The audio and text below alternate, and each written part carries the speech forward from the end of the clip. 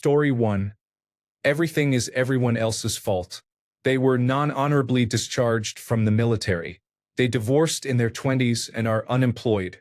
They have been repeatedly fired because they claim every supervisor was an asshole. Their roommates move out at the end of each lease, and nobody respects them. Story 2.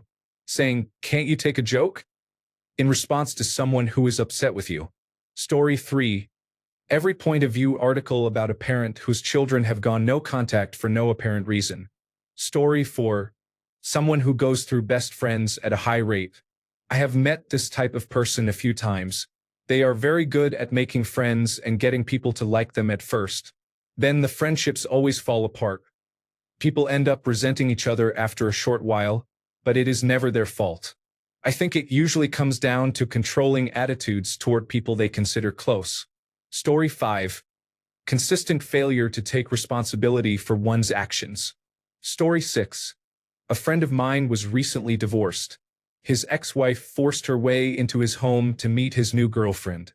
She introduced herself by saying, "Hi, I'm so-and-so, and I'm not a crazy ex-wife." She then proceeded to run the girlfriend through a gamut of inappropriate questions. How old are you? Do you have any kids? The joke is that forcibly trespassing to tell someone you are not crazy, then proceeding to act crazy, is the peak of externalization. The girlfriend, who has a background in psychology, said, "People who are mentally healthy don't feel the need to tell other people they aren't crazy during introductions." Story 7. Projecting your myriad problems, faults, and character defects onto others. Another example is moving the goalposts to turn a discussion into a semantic debate. This is a classic derail. Whenever you see this, your first question should be, why? Story 8. A person who can never give a straightforward apology or admit when they are wrong. Story 9. People who say do the research while making wild, unsubstantiated claims of their own. Story 10. You complain that no one listens to you while you never listen to anyone else. Story 11. Everything is always someone else's fault. They never take ownership. Story 12. Victim mentality. In any situation, this person believes they have it worse than everyone else. Story 13. They always find fault in others but never admit their own. Story 14. A guy said all his exes were bitches, so I asked him what the common denominator was. Story 15. Someone who blows up your phone with drunk rage texts and insults while you are sleeping, then blocks you on everything so you cannot respond in the morning and tells everyone you are an asshole, laughing out loud. Story 16. Refusing to go to therapy and constantly oversharing childhood and early adulthood trauma with a few friends exhausts them. Story 17. Saying "I'm fine" in a tone that literally guarantees a meltdown in 5 minutes. Story 18. My mother is a good example. All of her children, including me, hate her and do not speak to her. No one else in our family likes or talks to her. She has been single and has not had a consistent romantic relationship since she divorced my father 25 years ago. She is unemployed and has not held a steady job in 30 years. She does not have a single friendship older than a few months to a year. To this day, she only complains about how terrible everyone in her life is. Story 19. Every single solution proposed for their problem is met with a reason why it will not work. Eventually people say they are out of ideas and sorry, and the person says their life sucks and no one can help them. No, you clearly just want to wallow and be the victim. Story 20.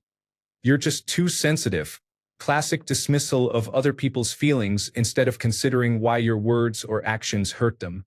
Story 21. Doubling down, as almost everyone on Reddit does when they are shown to be wrong. Story 22. Claiming to hate drama while always portraying themselves as the victim. Story 23. There is no examination of how they could have contributed to the problem, no self-accountability when they provoked or handled something poorly, and no or minimal proof, with missing or omitted context when accusations are made. They ignore and gloss over obvious facts that create large holes in their story, or they label and insult you, claiming you cannot understand their perspective. Entire groups of people may consistently dislike an individual, and the individual insists the group is the problem no matter how many different groups they encounter. They turn what should be mature conversations about their actions into discussions about how hurtful your or everyone's reaction made them feel. Story 24. A complete unwillingness to engage in emotionally honest conversations. Story 25. I'm just brutally honest. No, you just enjoy the brutality. Story 26. They post all the time about how great their life is, and no one ever comments, even after years. Story 27. When someone half-heartedly acknowledges a problem, they may be fishing for validation and reassurance that they do not have to change their behavior. A common line is, I am not trying to do or say that, even though they clearly are. Then they expect you to say, of course you are not like that. Otherwise you are criticized for not being supportive enough. Story 28. My ex-coworker, easily a 9 out of 10, constantly posts on Facebook that she cannot get a man. She says she wants a husband and lists everything she would do for him. That makes up 3/4 of her feed. I think she has a bad attitude and will not change it. Story 29. Constantly blaming everyone else for your problems while acting like you're the victim. Big mood. Story 30. My mother-in-law has a constant revolving door of friends. She loses them and then claims they were bad friends. In all the time I have known her, she has not had a steady friend for longer than a year. She tends to act nice to win people over, then gradually becomes meaner and more abusive, screaming at them and treating them like servants. After the friendship ends, she always badmouths them as if they were the problem, when in reality they got tired of her behavior. Story 31. They are a walking villain of the week show and are always fighting. Story 32. Always assuming the worst about other people because I know what these degenerate assholes are like. The only asshole I have seen here is you, bro. You have the personality of a drunk hornet. Story 33. Instead of ending the conversation and walking away, they insist on having the last word and then act like a victim when the other person lashes out. Story 34. They are always looking outside for answers. They never look within to see if they are the source of the problem. Story 35. 6 job changes in 6 years, and it is always the boss's or a coworker's fault. Story 36. When a much older person only dates barely legal adults, it suggests that nobody their own age will date them because they have issues and that someone that young will not see the red flags. Story 37. I have 3 baby mamas and none of them let me see my children. Story 38. When everyone around you who knows you no longer expects anything different and has given up asking you to change, admit fault, or apologize. Story 39. People who say they hate drama often cause it. Those who admit they enjoy a bit of drama rarely create it. Story 40. I don't want to point fingers, but you are the problem. Story 41. I have tried therapy. I could never find a therapist I like. I cannot get trained professionals to take my side. Story 42. When they say something like, every friend I have ever made has abandoned me, and I do not know why. Story 43. When all ex-friends and ex-partners are described as narcissists and psychopaths, I become extremely suspicious. People who present as perpetual victims make me take a step back. Diagnosing others with personality disorders as a layperson is a poor foundation for any potential friendship. Story 44. When all her exes treated her poorly, she said she did not deserve it. After 4 of our 5 months together, I discovered she was projecting and repeating the same behaviors her exes had shown. If some of her exes treated her badly, I understood why. She did not seek compromises and did not take accountability. When I expressed discomfort or said she was invalidating or deprioritizing me, I was told 2 things: that it was my problem and she could not do anything about it, and that I could not possibly know because she was in her first relationship. She could not apologize, and she thought healthy boundaries meant I was controlling and insecure. Story 45. Whenever you bring up an issue in a relationship and the other person responds, just break up with me then. Story 46. They repeatedly cut off people they consider toxic. This often indicates poor interpersonal skills. They avoid direct communication and create conflict. One toxic person is understandable. A pattern of cutting off multiple friends, family members, or exes suggests the need to consider alternative approaches. Story 47. Threatening to invoke the Insurrection Act when the law says you are acting illegally. Story 48. I am falling out with many friends. I will not single out multiple family members because some have a strong influence on others and some families can be toxic. However, the fact that different friends who do not know each other are also falling out suggests there is a problem closer to home. Story 49. 6 jobs a year or no jobs at all because they were all toxic work environments. Story 50. Dropping communication with friends for no apparent reason, then becoming angry and defensive when they bring it up. Not knowing how to maintain old friendships while making new ones, repeating the cycle, and feeling upset each time an old friend no longer wants to be part of your life because of your behavior, without understanding why this keeps happening 9 times out of 10. Story 51. They treat any attempt to correct them, or to point out that something they said is provably false, as a personal attack and are generally unable to handle being wrong without reassurance. Story 52. Anytime you address an issue with them, they immediately bring up another problem and make an even bigger deal of it, never taking responsibility. Story 53. My mother said that she does not consider herself to be a terrible person. She does not seem to understand that the obviously wrong choices she made in the past are starting to destroy her life in the present. Story 54. Saying there is no reason to be good except to get into heaven. Story 55. Someone who cannot take criticism becomes upset when told they are wrong. Story 56. Everyone I date is crazy. Also chronic lateness, never apologizing, saying sorry you feel that way, 10 friendship breakups in a year, and being the common denominator in every toxic story. Story 57. Parents whose adult children have cut off contact but who continue to blame their children. Story 58. In every argument or disagreement they have ever had, the other party is the dickhead. Story 59. Losing your temper at a children's birthday party over an offhand remark because you would rather be seen as abusive than admit you are wrong. Story 60. You are the only one in this family who needs therapy. I was trying to talk about finding the children a therapist to ensure they were processing their nan's death properly and that we were supporting them as we should. Story 61.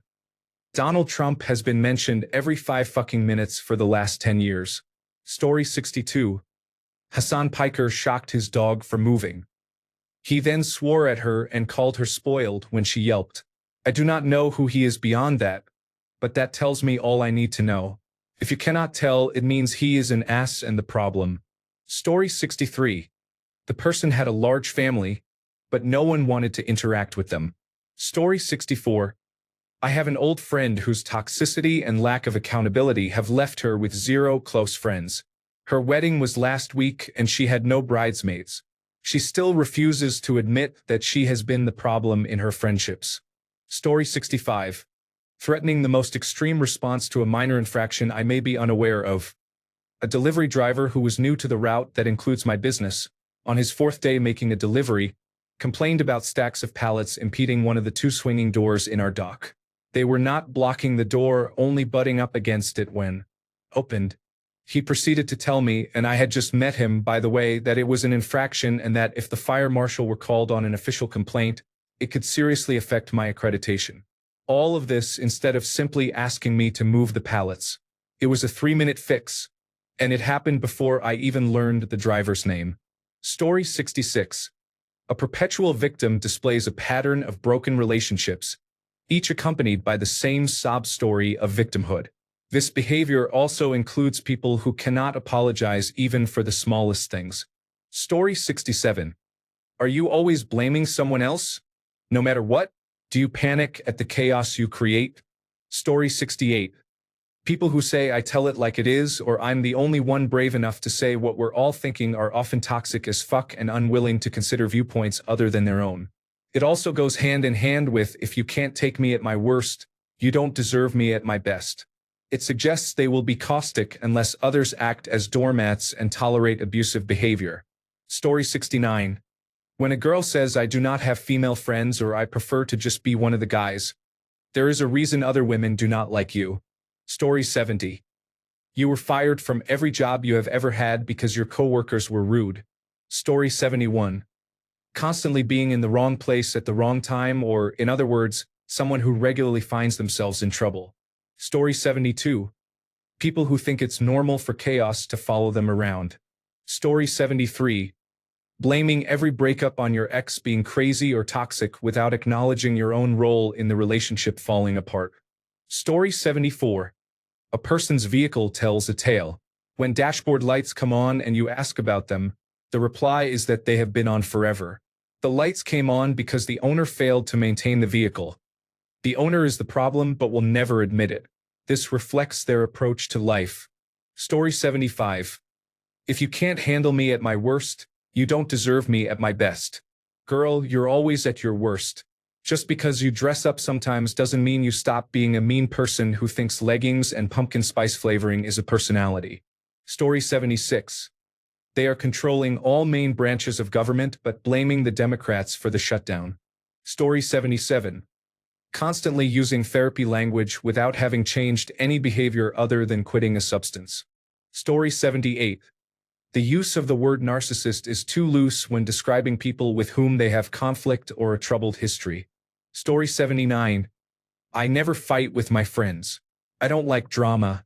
It took me 7 years and a potentially dangerous situation to realize that someone I thought was my friend avoided accountability, preferred to vent about an avoidable and fixable issue instead of addressing it, and was the source of the drama she claimed not to like.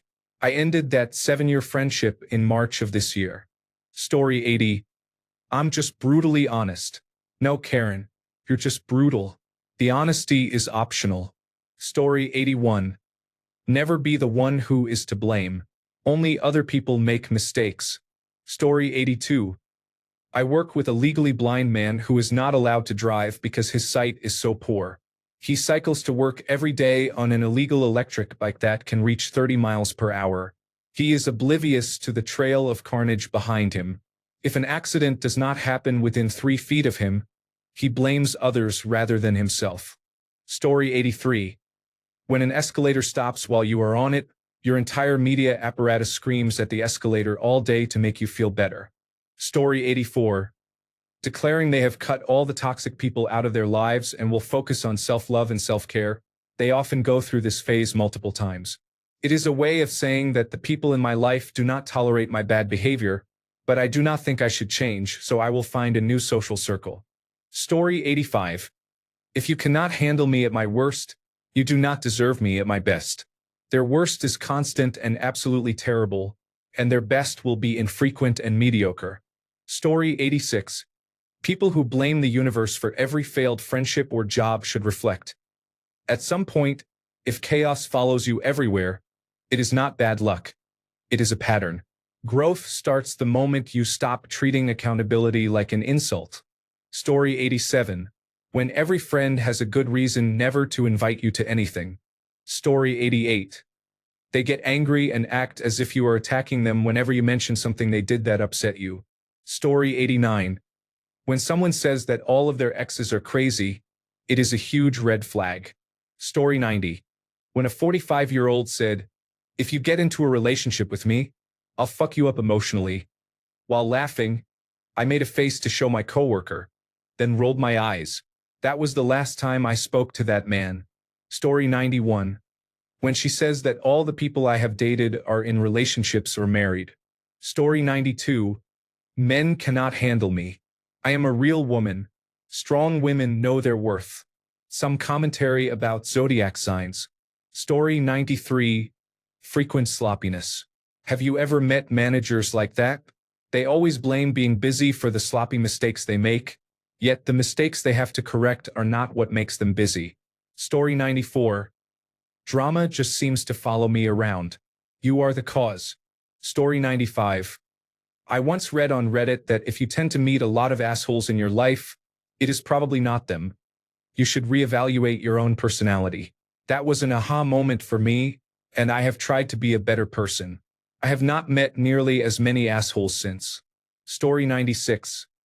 I did the same thing and still do, but the results are unchanged. Story 97. It's my job's fault. It's my parents' fault. It's society's fault. It may very well be someone else's fault. Blaming someone may make you feel better about the situation, but it will not actually fix it. Story 98. A person is always saying that everyone hates them and is against them. Story 99. When several people confront them about problems they created, they avoid accountability and play the victim, asking why everyone is ganging up on them. I have had a few managers like that. Story 100. I work in a small town with an active bar scene. Whenever someone tells me they were kicked out of a bar and claim they did nothing or do not know why, I assume they did something wrong. They either will not admit it or are oblivious. Yes, I am a bartender too. There is always a reason.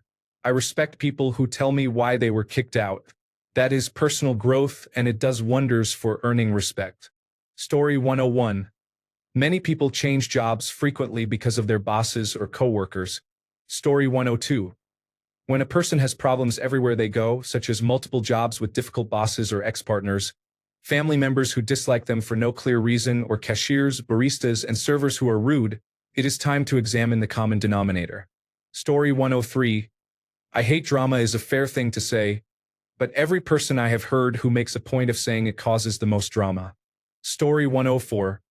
Constantly complaining about being disrespected, warning friends that they must be respectful, and threatening vague, ominous consequences if friends are not. Respect is important, and respecting yourself enough to avoid tolerating disrespect is admirable.